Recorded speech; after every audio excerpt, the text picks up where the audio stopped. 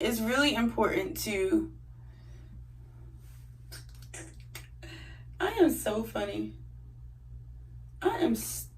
Like, what? Just fight a little longer, my friend. It's all worth it in the end. But when you got nobody to turn to, just hold on and I'll find you. I'll find you. I'll find you.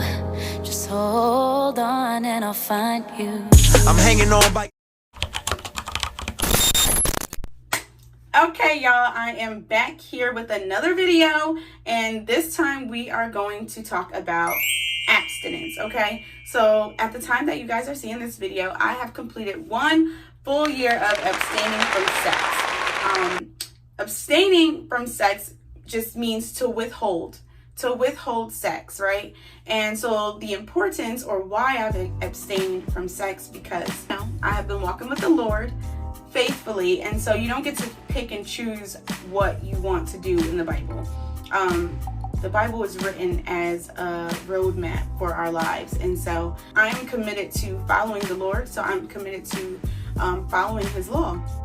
And so we're doing this Get Ready With Me video, which is going to be half because I'm only doing a little slight beat, because for 1, I'm not good at makeup, and for 2, I'm only going to work, so I'm not doing no eyelashes. I already moisturized my face and kind of did my eyebrows, but whoever said practice makes perfect, that was a lie, because I've been doing my eyebrows since about 2018 and I still can't get it right.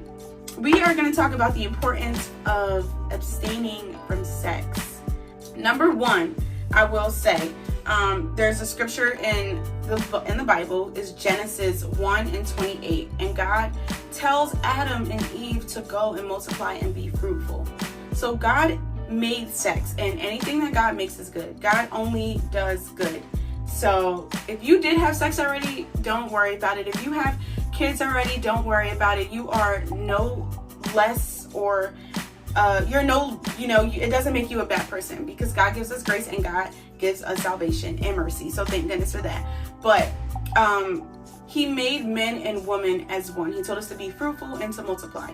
So God made sex in order for us to multiply, in order for us to reproduce, in order for us to enhance his kingdom, not for us to sleep around and be entangled with so many different souls and bring on all of these different emotions and cloud our judgment on who we really are. So me being abstinent for a year, it really allowed me to see the bigger picture.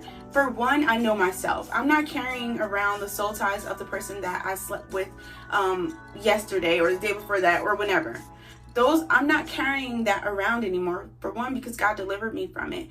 And for 2, because I'm no longer having sexual intercourse with people that we barely know, people that harbor anger, people that harbor bad spirits, because you don't know what spirits they picked up from having sexual intercourse with whoever they had sexual intercourse with, and then they're coming to have sexual intercourse with you, and vice versa. That person doesn't know your past and all the people or whoever you've had sex with and what they harbored, and now that you had sex with that person, now you're harboring what they're harboring, and all of your spirits physically and emotionally and spiritually are intertwined. So now you have all of these other things inside of you, and they're taking over who you really are. We should figure out God's purpose for our lives. God put 2 people together to recreate. So the person that God has for you will be for you. You don't have to try before you buy. We are not cars. We are not clothing, okay? You don't have to try before you buy. Your God-given spouse is out there. I know abstinence is hard. I know refraining from sex is hard. I know doing anything that you used to do and you're no longer doing it is a hard thing to do. It's a hard thing to do. It's change. Change is always difficult. Change is always hard, but it is so worth it. Like, I now value relationships. I now value me. I've given myself up to people, and I felt like I didn't value myself. I didn't understand the importance of waiting. I didn't understand the importance of a man leading you in a good way, leading you closer to God. I didn't understand that. I didn't understand self-worth, which was why I was able to give myself up without a care in the world. But this is God's body right here. This is God's temple. And I want to honor him with my body. I want to honor him with the spouse that he is going to give me. So I will wait, and I don't want to be pressured. The ways that I deal with abstinence is, first of all, I guard my heart. I guard what I listen to. I guard the people I'm around. I guard where I go. Because anything that is in the heart is your desires. So people always say, oh, you know, the Lord is tempting me, or God is tempting me. God does not tempt you to do anything evil. God isn't evil. He doesn't tempt you to do anything evil. You want to do evil because that's already what is in your heart that you want to do.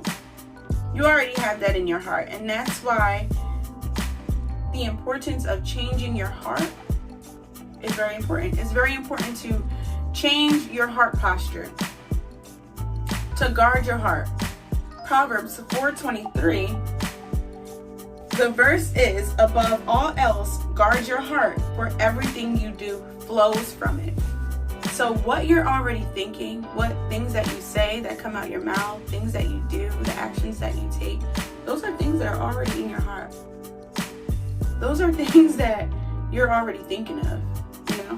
So that's why you have to guard your heart. You really have to watch what you listen to. Watch the music that you listen to. Watch the advice that you take.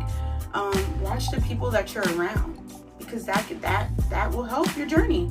That if you're serious about abstaining from sex, if you're serious about your self-worth, if you're serious about first and foremost following the Lord, you have to guard your heart in everything that you do.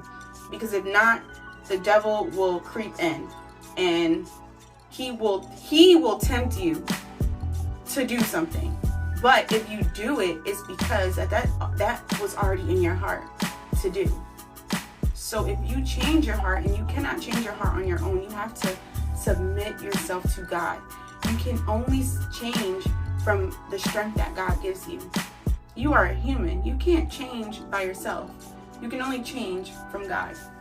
But anyway, that's super getting off. And though it has not been easy, it has been very worth it. So there's been times that, I'm not gonna lie, I went out on dates. I've even went to people's homes. I probably even had a wine date. But you gotta know what's important to you. You gotta know when it's time to go, okay? You gotta know when it's time to go, period. You got to. Because if not, you will find yourself doing something that you're only going to regret in the end. And yes, God does give you mercy and salvation, but not for you to continue to do wrong. You have to try to do what is right.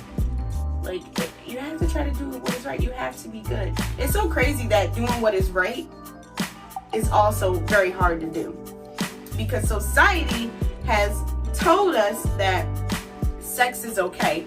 Even marriage, if you guys read the Bible, they didn't have big weddings, wedding dresses, ceremonies. They didn't do that. They slept with each other, and they joined themselves together and made a covenant to be joined together as one by having sex. And that's when they were married. Society made us believe that we have to wear pretty dresses and do all that, which, listen, I'm not against, because I'm going to wear me a dress and I'm going to have me a ceremony because I deserve it. But realistically, that's not in the Bible. They didn't do that. They had sex as a covenant, as a promise to God. They laid down with each other and promised. That was their promise, to be joined together, to be married. So when you are getting lustful desires, or are around something, or just doing something that is causing you to think about sex, you have to flee. And 2 Timothy 2:22, it says, flee from youthful desires.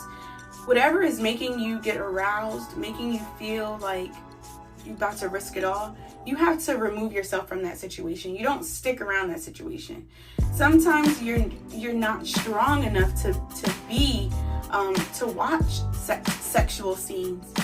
You're not strong enough to listen to sexual music. You have to let that stuff go for a little while. You have to be okay with change. You have to be okay with doing something different. We have to change our normalcy. We have to ask God to renew our minds and to change our hearts. We have to lay it all before God, because only He can help us change. We cannot do it in our own strength. Trust me, I tried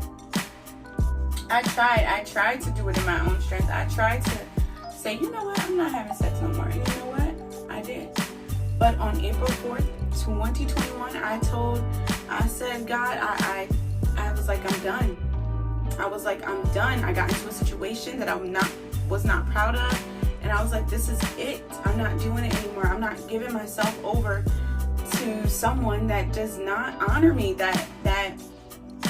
this doesn't make me feel good. This makes me feel useless. This makes me feel dirty and unclean. And I was just like, no, I'm not doing that anymore. Nope.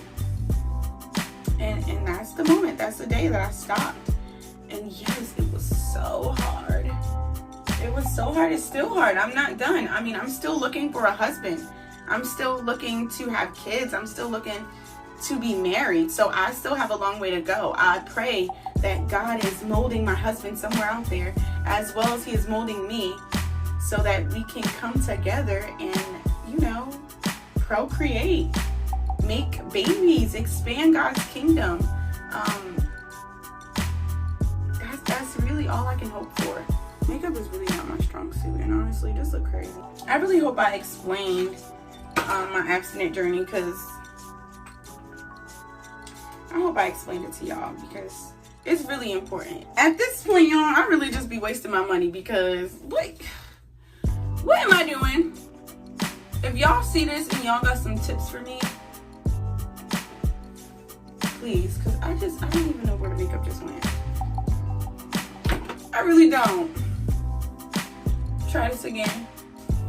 But no, honestly, because I'm getting all off topic. Honestly, I've met one person in my journey that was abstaining from sex right along with me, and I was so happy, y'all. I thought that this man was the love of my life. You couldn't tell me he wasn't.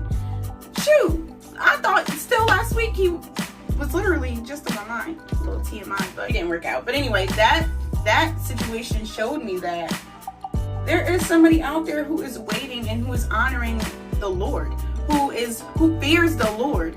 I fear the Lord, so I'm not going to do anything that is displeasing to God. I am trying to have eternal life out here.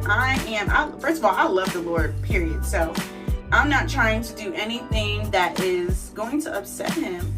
And yes, I make mistakes, honey. I talk to God, y'all. I really do. But like, if you just playing around with God, like I'm not being around that. I'm just not being around, because I don't play. I don't play with God. Like, I just don't. God is the best thing that has ever happened to me in my life. Like, honestly, I'm getting emotional talking about it, because He is amazing. Like, that man is amazing. And I want everybody to experience God on a higher level. Like, I want everybody to have a relationship with God. That's just what I want. Like, that's just what I want. That's just what I'm here to do, because I'm going to continue to spread the love of Jesus, and how He healed me, and how He bring me out of sexual temptation. That's the one. And people always say that too. Well, I already know she's the one. I already know he's the one. And then soon as y'all, if you already know he's the one, then what you waiting for then? Marry him or her. Like, if they the one, if y'all care about sex so bad, if sex is so important, marry her then. Marry him, sis. Bro, put a ring on it. Like, my goodness. Y'all really don't know. That's the problem. Y'all really don't know. And y'all enjoying this sexual activity. Y'all enjoying having y'all cake and eating it too. And she ain't complaining and he ain't complaining. And so, y'all just living in sin. I'm sorry. I'm not doing that.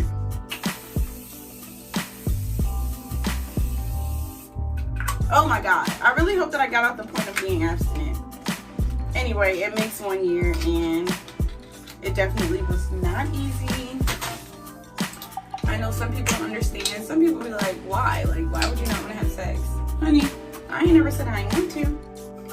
I just want to do it the right way. I honestly just want to do it the right way. I'm tired of doing things wrong, and then I'm just tired of getting it wrong. I'm just tired of getting it wrong, okay? I gotta put me first. I gotta put me first.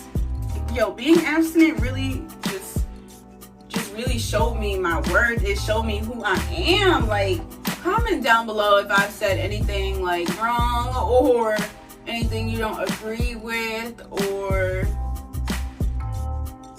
just anything. Whatever y'all feel, whatever questions y'all have for me, please comment down below.